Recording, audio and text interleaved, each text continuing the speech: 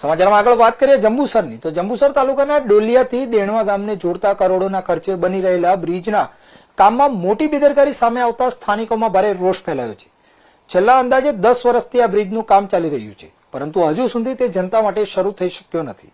આ બ્રિજ હજુ શરૂ થાય તે પહેલા જ તેના નીચેના પિલરોમાં તિરાડો અને સિમેન્ટ ઉખડવાની સાથે જ જર્જરિત હાલત જોવા મળી રહી છે, જેથી ભવિષ્યમાં બ્રિજની મજબૂતાઈ સામે સવાલો ઉઠી રહ્યા છે।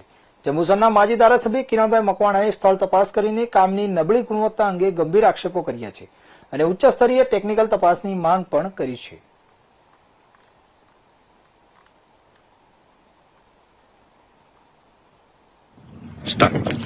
કિરણસિંહ મકવાણા, પૂર્વ ધારાસભ્ય છે જંબુસર।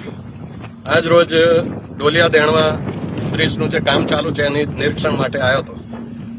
અત્યારે જોયું છે કે જે લેબરો છે આઉટ ઓફ સ્ટેટના છે, એ લોકોએ ખરેખર પોલીસમાં નોંધણી કરાવી છે કે નહીં એ જોવું જોઈએ।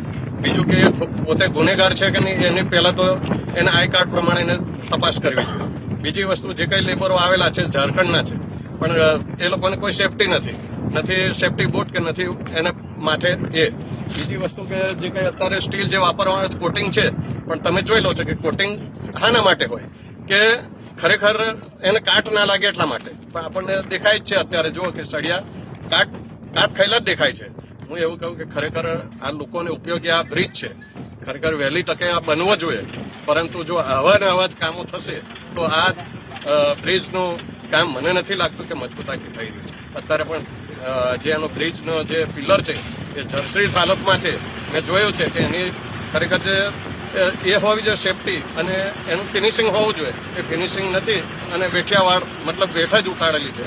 એટલે મારો કહેવાનો મતલબ એવો છે કે ખરેખર આની મજબૂતાઈ થવી જોઈએ, લાગતા ઓળખતા અધિકારી આની ખરેખર ચેકિંગ કરવું જોઈએ અને આનું સ્ટીલ કયું વાપરે છે, કોટિંગ વાળું વાપરે છે કે ખરેખર કોટિંગ આની ઉપર કલર મારવામાં આવે છે, એની ખરેખર તપાસ થવી જોઈએ।